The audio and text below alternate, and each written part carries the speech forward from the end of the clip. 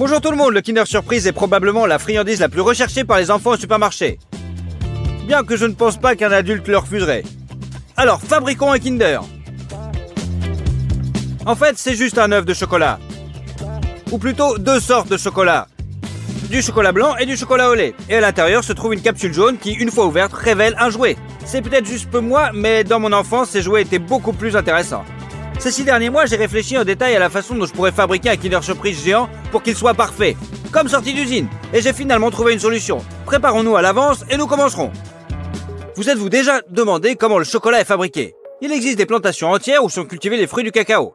Nous avons acheté 4 de ces fruits mûrs. Ils sont très gros et lourds. Nous les cassons en deux et voyons des graines blanches à l'intérieur. Ce sont les fèves de cacao mûres. Mais pour la transformer en chocolat, il faut les transformer. Nous les mettons dans un tonneau en bois.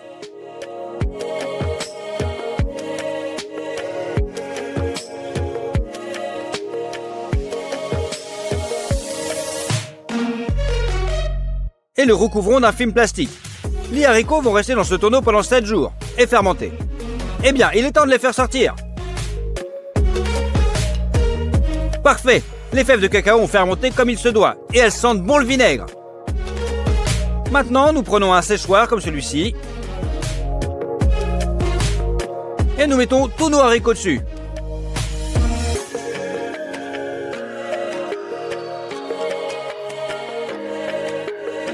Réglez-le à 40 degrés et allumez-le. Ils vont sécher pendant encore 7 jours. Une semaine s'est écoulée et les fèves de cacao sont complètement sèches. Mais cela ne suffit pas à fabriquer mon œuf géant, c'est certain. J'ai donc acheté plus de fèves de cacao séchées. Ils sont exactement les mêmes que les nôtres. Maintenant, ils sont crus. Alors on sort et on verse 2 sacs de haricots dans la marmite.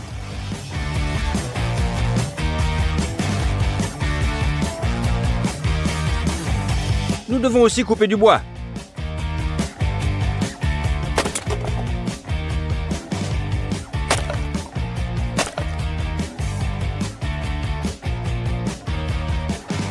On ouvre le poêle, mettez-y du papier froissé et un peu de bois de chauffage. Et voilà, on fait un feu. Une fois qu'il est allumé, commencez et remuez les fèves de cacao. De cette façon, ils rôtissent plus uniformément. Après environ 10 minutes, ils commencent à sentir très bon. Donc encore 5 minutes et vous pourrez vérifier. Une fois torréfiées, les fèves de cacao doivent se détacher facilement. Retirez-les du feu.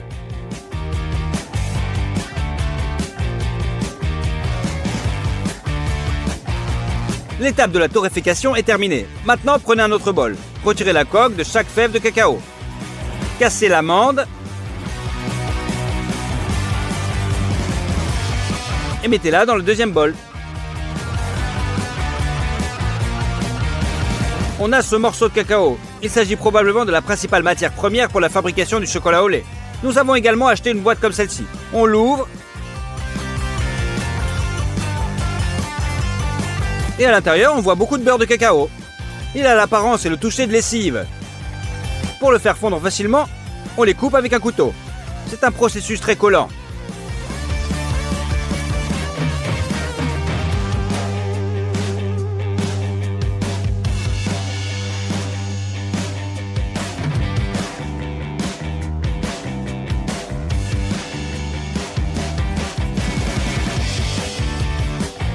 Après 2 heures de labeur, nous avons obtenu une bassine entière de beurre de cacao finement moulu.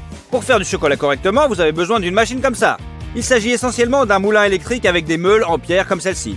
On y mélange des morceaux de cacao, du lait en poudre, du sucre et du beurre de cacao. Nous prenons 1 kg de morceaux de cacao et le mettons au broyeur.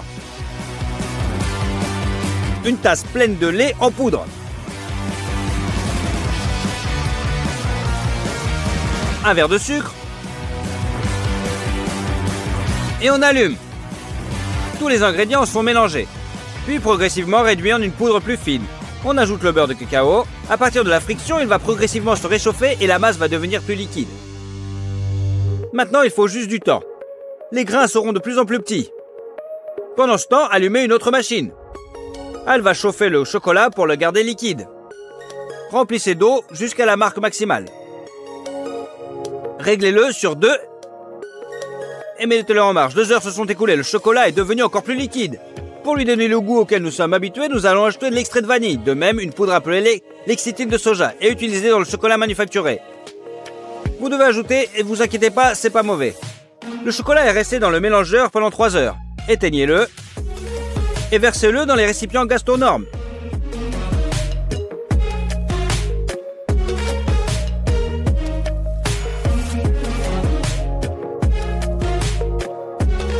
La première fournée de vrai chocolat au lait est prête. Mettez le plateau dans la marmite pour que le chocolat ne se solidifie pas. Maintenant, chargez la prochaine fournée. Cette fois, nous ajoutons les morceaux de cacao progressivement afin que le mixeur broie les morceaux de cacao plus rapidement. Versez ensuite progressivement le beurre de cacao.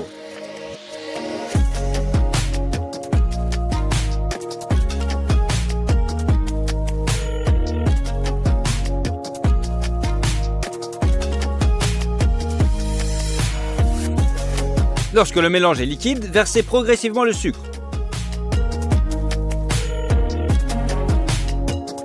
Et le lait en poudre. Et tout le reste qui nous reste. Attendez encore 2h30. Puis versez le chocolat dans les récipients Gastronorm.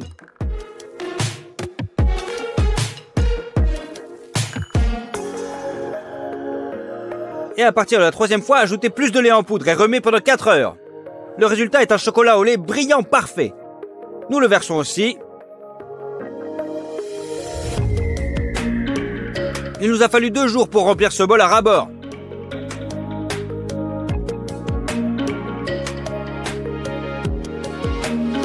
Mélangez le tout ensemble. C'est prêt. L'étape suivante est la trempe. Vous pouvez vous demander pourquoi cela est nécessaire. Je vais vous montrer un exemple de 2 tuiles. Nous avons versé l'un dans le chocolat juste fondu, l'autre dans un chocolat tempéré. Une fois qu'ils ont durci, on les sort. Et celui qui est juste fondu fond très vite et reste sur vos mains. C'est givré et très doux. Le chocolat tempéré, quant à lui, est brillant. Les cristaux de beurre de cacao sont réunis en un bloc solide et cristallin. C'est pourquoi il y a un craquement quand on le casse. Pour pouvoir ensuite préparer un grand volume de chocolat, augmentez la chaleur. Et en remuant constamment, faites chauffer le chocolat à 45 degrés. Sortez le bol du moule et on le met dehors. On le met sur une plaque froide. En remuant constamment pendant 15 minutes, le chocolat devrait refroidir à exactement 25 degrés. C'est prêt, remettez le chocolat sur le feu.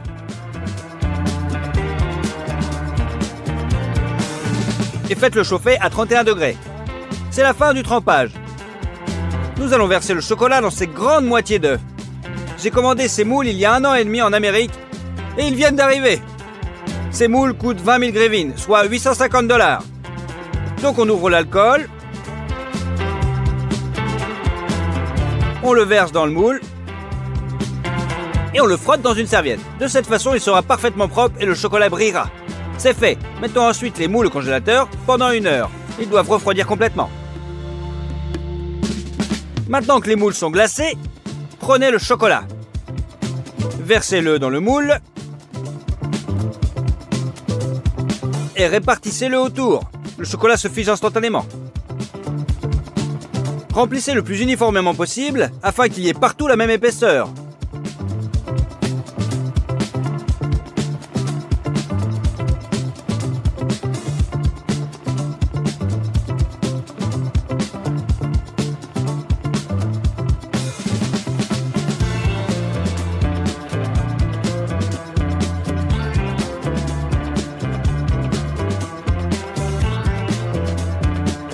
Rajoutez l'excédent de chocolat par filet.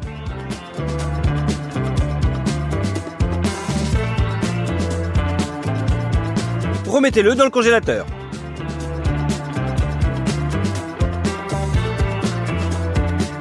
Renversez à nouveau les moules.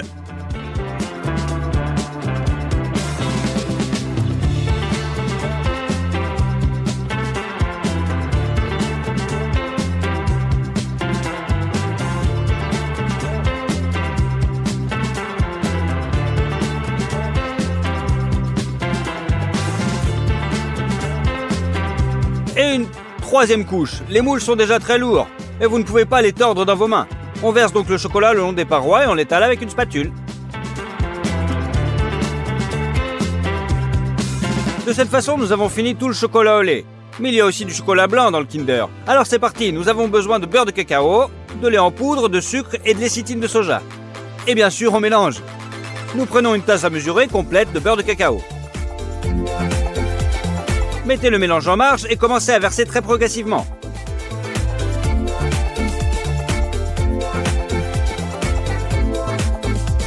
On y ajoute un tiers de cuillère à café de lécithine de soja. Prenez 700 g de sucre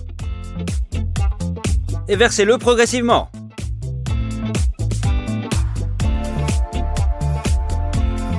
Et une pleine tasse à mesurer de lait en poudre.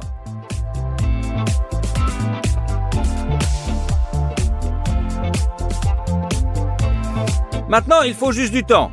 Le lait en poudre et les grains de sucre vont rétrécir et se mélanger avec le beurre. La bonne consistance a été atteinte après 2 heures. Versons notre chocolat blanc maison dans la marmite. Nous avons cuit le chocolat blanc pendant 15 heures. Nous le tempérons également.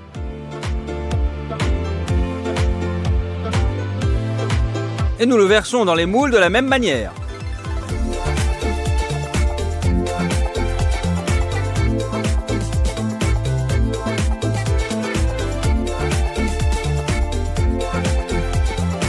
Nous l'avons également étalé avec une spatule. Nous avons versé le chocolat blanc en une seule fois, mais lentement. Pendant que vous l'étalez sur un moule, l'autre a le temps de durcir. La moitié d'œufs en chocolat sont prêtes. Faisons comme avec les vrais Kinder Surprise, à savoir la capsule jaune. Pour ce faire, nous avons acheté un baril en plastique de 20 litres comme celui-ci. On défait les fixations de la poignée et on la retire. Le baril a la forme d'une capsule, mais pas en couleur. Alors on dévisse le couvercle et on l'emmène dans un endroit sûr pour le peindre. On secoue les pots de peinture et on recouvre le baril de jaune. Nous l'avons peint entièrement avec 3 couches, s'il vous plaît. Il s'avère que c'est une grosse capsule jaune. Ça ressemble à l'original pour moi. Quel genre de cadeau allons-nous y mettre à l'intérieur? J'y ai réfléchi à l'avance et j'ai commandé une enceinte Bluetooth sympa comme celle-ci. On l'ouvre et on le met dans la capsule. Avec les fils et le manuel. C'est tout, nous pouvons fermer. Nous avons mis notre surprise dans une des moitiés. Et on sort l'autre du moule.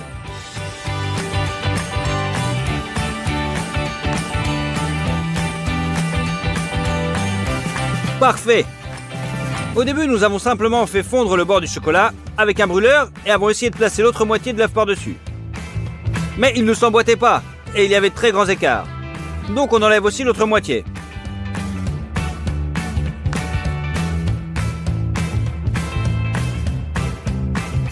Avec un couteau, coupez tous les bords rugueux.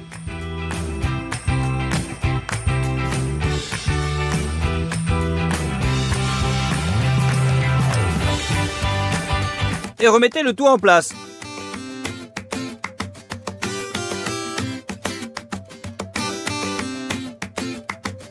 C'est presque droit. Nous recouvrons les joints avec du chocolat blanc et c'est bon.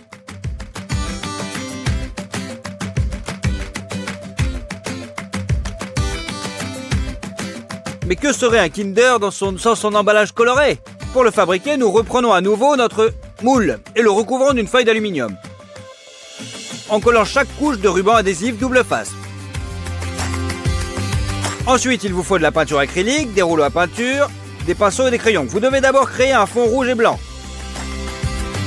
Et ensuite appliquer un lettrage multicolore.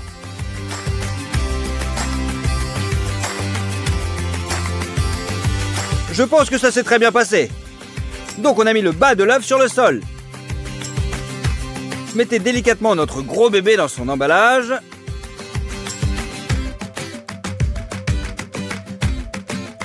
Et hop, avec l'aluminium, on le recouvre.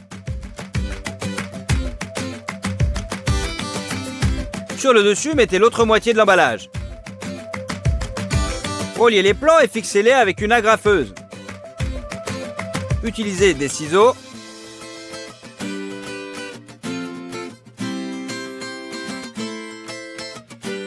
Pour couper l'excédent de feuilles.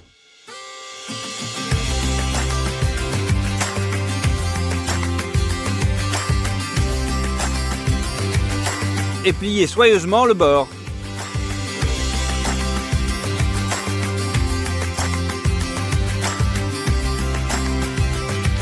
Il reste à peindre toutes les jointures. Et maintenant, le géant Kinder Surprise est complètement prêt. C'est plutôt réussi. Cette fois, nous l'avons recréé pratiquement à l'identique. En prenant en compte les moules, la machine à chocolat et les produits, cela nous a coûté 50 000 grivines. C'est 2 000 $. Et il a fallu 5 jours pour le faire. Répondez à mes questions. Qui éprouvera la plus grande joie en voyant cet énorme Kinder? Bien sûr les enfants. Alors on le décore avec un tissu doré, et on le charge dans la voiture, et on l'emmène dans un orphelinat.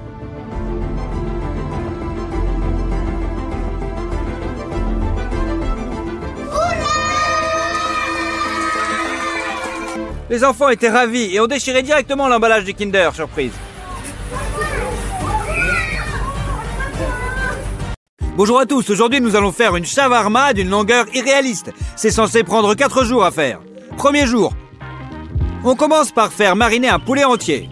Pour cela, on prend une casserole avec de l'eau et on y envoie 6 cuillères à soupe de sel.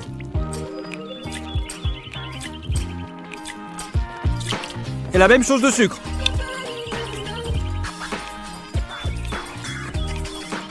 Un mélange de poivron, de la coriandre et des feuilles de laurier.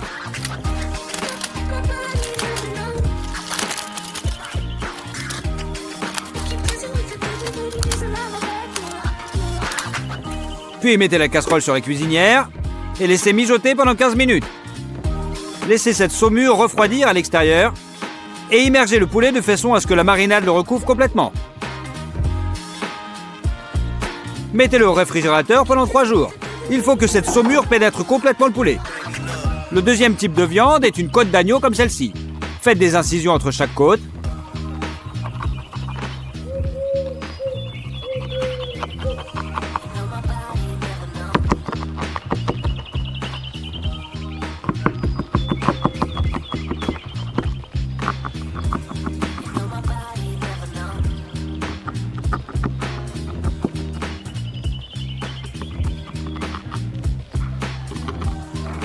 Puis utilisez un couteau pour passer sous la côte elle-même et la découper complètement, en perdant le moins de viande possible.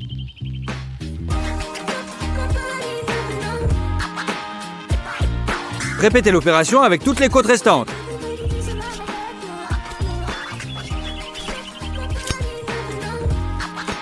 C'est fait! Toutes les côtes sont enlevées. Coupez la partie la plus épaisse du morceau.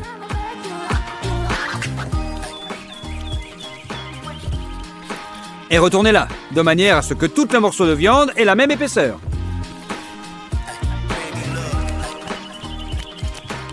Retournez le morceau de l'autre côté.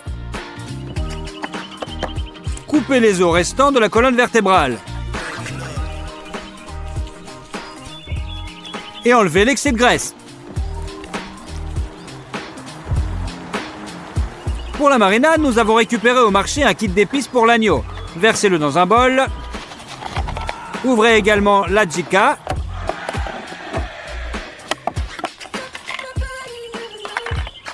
Et jetez-le dans un bol. Ajoutez beaucoup de sel.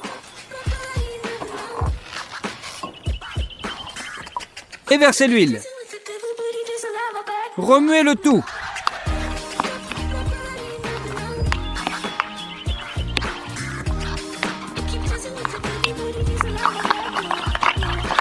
Mettez sur un morceau de viande et frottez bien la marinade avec vos mains.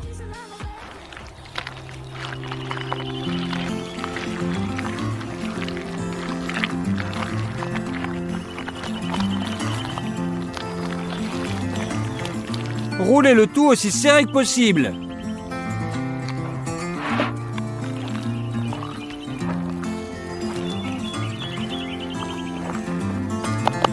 Mettez-le sur le film et fermez-le hermétiquement.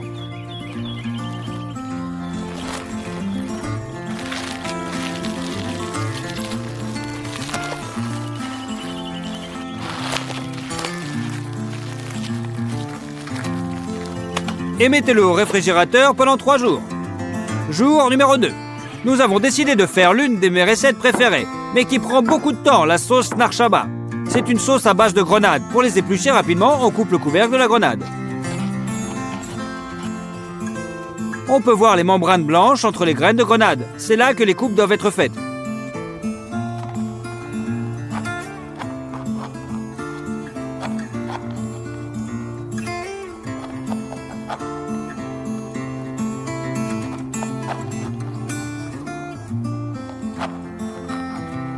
Ouvrez la grenade.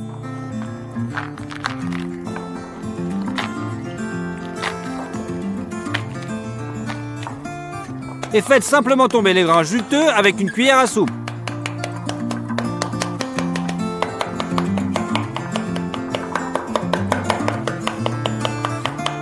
De plus, ces films blancs peuvent gêner la chute des grains.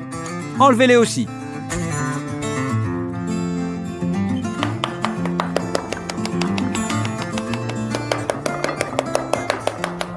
Répétez l'opération avec le reste des grenades.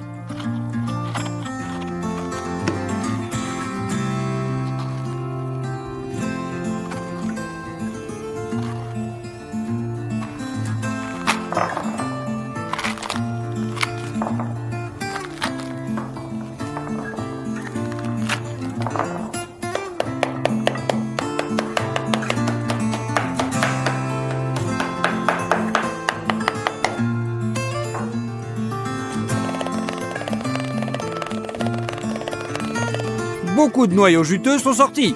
Nous devons faire sortir le jus. Alors on les écrase.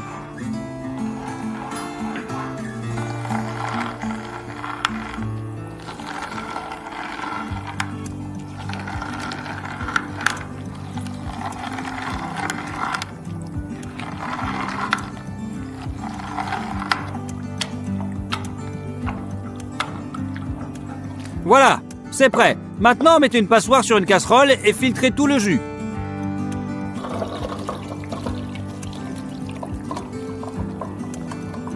Avec une cuillère à soupe, nous pressons le reste du jus des grains.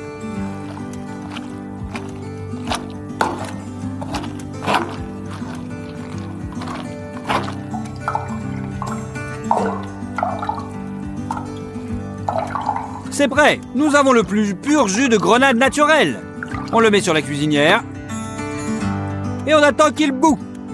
Puis nous baissons le feu à un niveau inférieur à moyen pour qu'il y ait à peine des bulles. Et après 6 heures, il s'est évaporé en un état sirupeux. Versez-le dans un bol. Une fois refroidie, la sauce Narnaja est entièrement cuite. 3e jour. Commençons par les carottes. Coupez-les en 2. Puis essayez de les couper en tranches aussi fines que possible.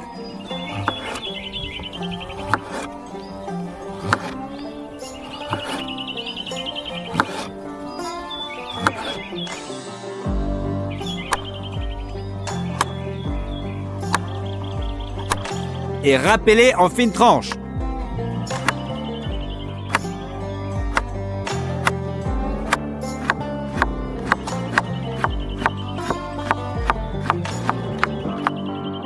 C'est fait. Mettez les carottes coupées en rondelles dans un bol. Salez-les.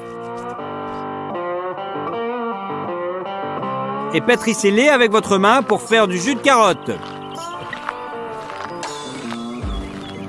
Écrasez une gousse d'ail. Puis épluchez 2 gousses. On les écrase. Et on les hache.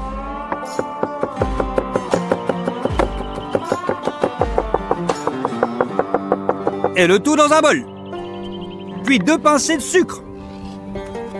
Mettez la sauteuse sur la cuisinière. De l'huile, passez le mélange du poivre dans un mortier et réduisez-le en poudre. Mettez le tout avec de l'huile. Ajoutez la marjolaine, le curcuma, la coriandre moulue et la moutarde en poudre. Faites chauffer les épices dans l'huile pour qu'elles libèrent au maximum leurs arômes et versez-le dans les carottes. Remuez le tout. Ajoutez du vinaigre de cidre de pomme. Remuez une dernière fois et mettez le tout dans un bocal.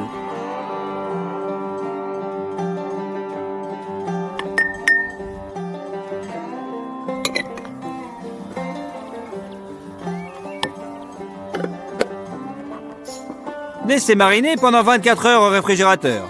Pour la sauce principale, pressez la mayonnaise, le kéfir et la crème aigre. Et tout ça dans un bol. Pour les épices, ajoutez le piment rouge, le curry, l'aneth hachée, le sel et le fenouil finement haché.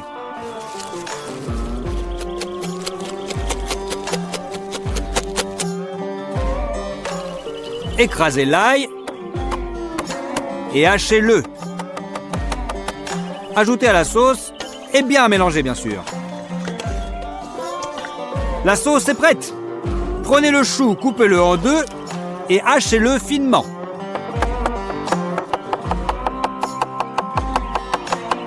Mettez-le dans un bol, nous en aurons besoin demain.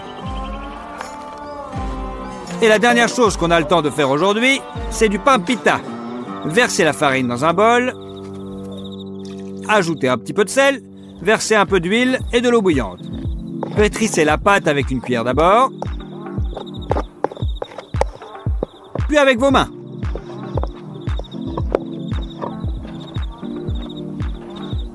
Saupoudrez avec une table de farine.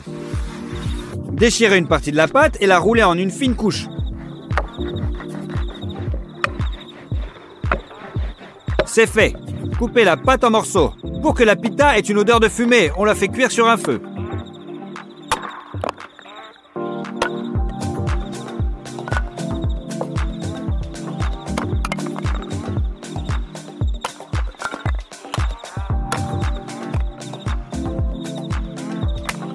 Mettez le combustible sec dans la cuisinière et allumez-la.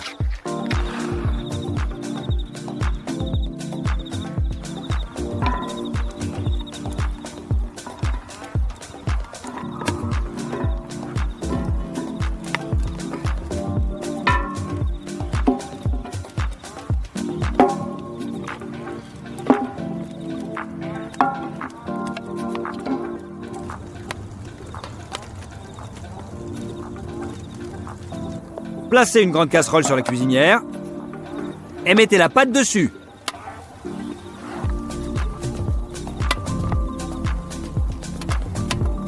Pendant ce temps, déroulez le morceau suivant.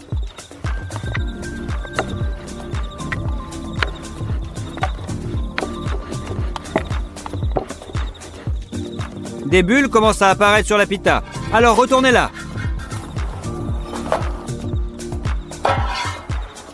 Et après une autre minute, elle est prête. Nous envoyons la couche de pâte suivante dans le moule.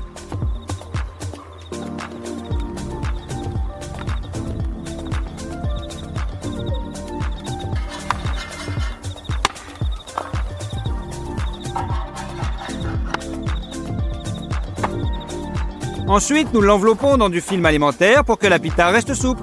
Passons au 4e jour, le plus important en termes de travail.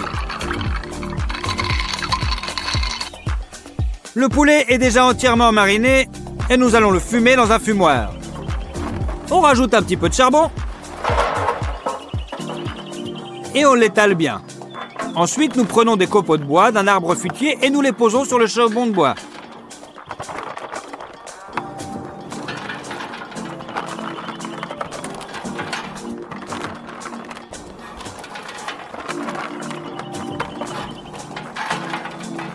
Et on n'a plus qu'à allumer d'un côté. Le charbon de bois se consumera progressivement, fumant les copeaux de bois, et ce système devrait suffire pour toute la journée.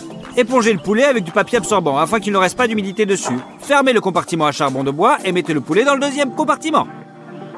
La fumée passera à travers et il sera super fumé le soir. C'est tout, on ferme le fumoir.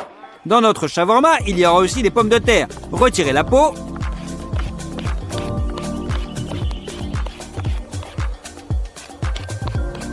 Et coupez-la en grosses tranches.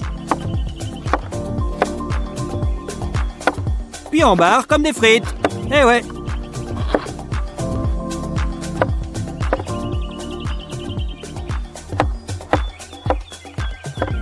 C'est fait.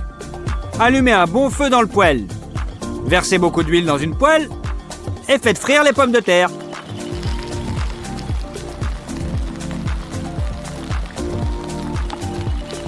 Remuez-les toutes les 2 minutes pour qu'ils soient dorés de tous les côtés.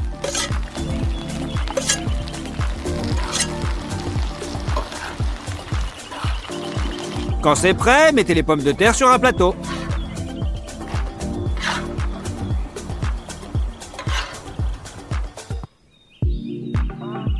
La troisième sorte de viande dans notre shawarma est le bœuf, les joues de bœuf. Il faut décoller beaucoup de membranes. C'est fait.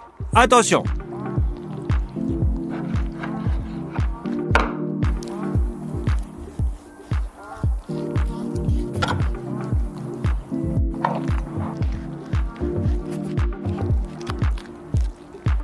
Et voilà. Salez-les bien. Versez de l'huile dessus. Et frottez avec les joues. D'abord, faites-les frire sur le grill à gaz.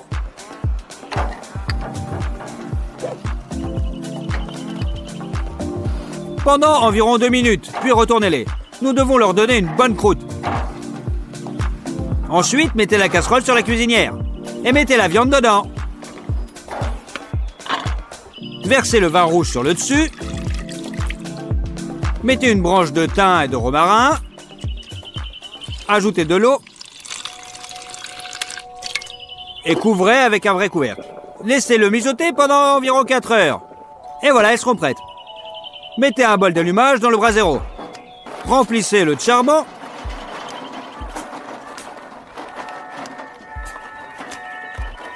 Allumez un combustible sec. Et mettons les charbons au feu. Sortez notre rouleau d'agneau, qui a été mariné pendant 3 jours au réfrigérateur, et coupez-le en morceaux directement dans le film.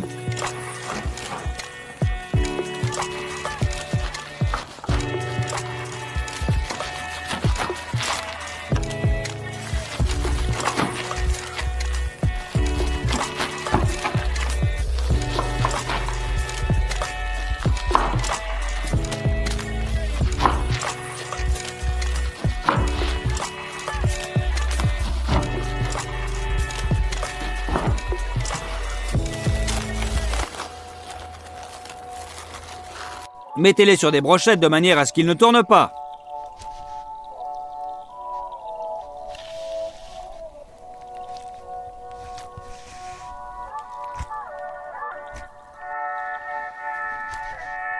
C'est prêt. Les charbons sont bien allumés. Versez-les dans le grill à charbon. Et répartissez-les. C'est ça, commencez à griller le kebab.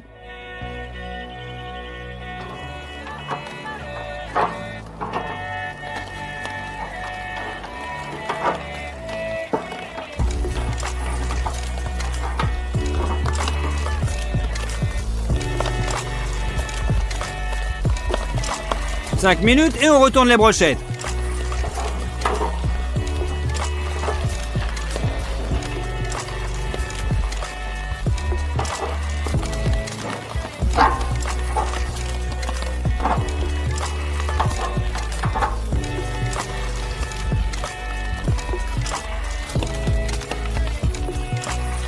Les brochettes déjà prêtes sont placées sur un plateau.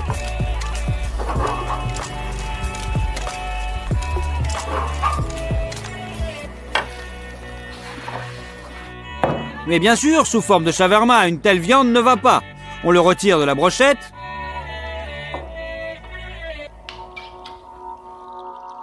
Et on le coupe en tranches très fines.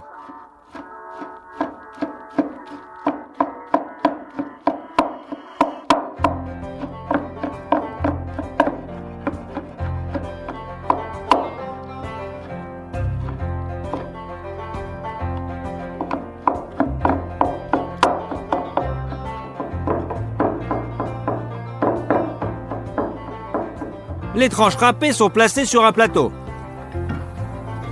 À très basse température, notre poulet a fumé toute la journée. C'est définitivement cuit. C'est très joli. On le sort du smoking et on le découpe en morceaux.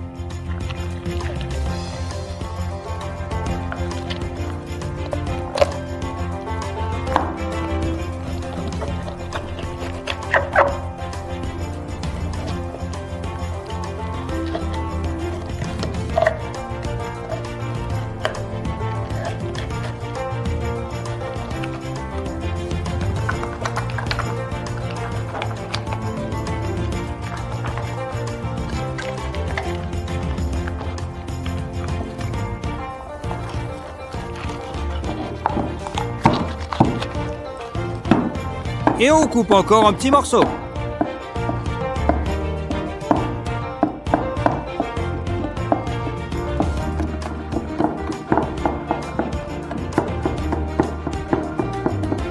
Et on le met avec l'agneau. On prend les joues du bœuf. La viande ayant mijoté pendant très longtemps, on ne la coupe pas en tranches, mais on la déchire simplement.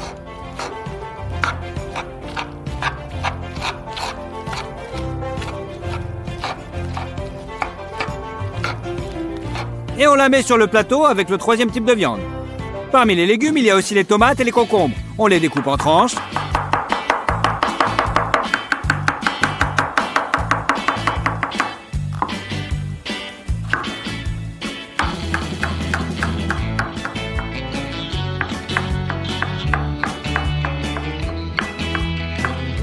Ainsi, tous les ingrédients de notre shawarma que nous préparons depuis 4 jours sont prêts. Mettons enfin le shawarma ensemble.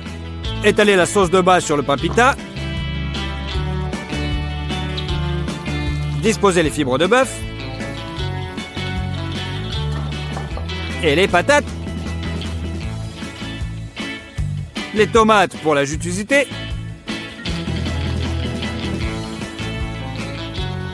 Un poulet super fumé. Superposer un petit peu de concombre. Du chou. Des carottes à la coréenne.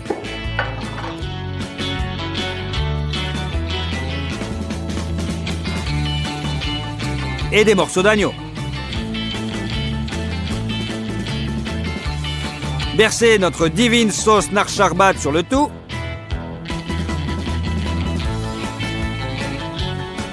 Et roulez la shawarma.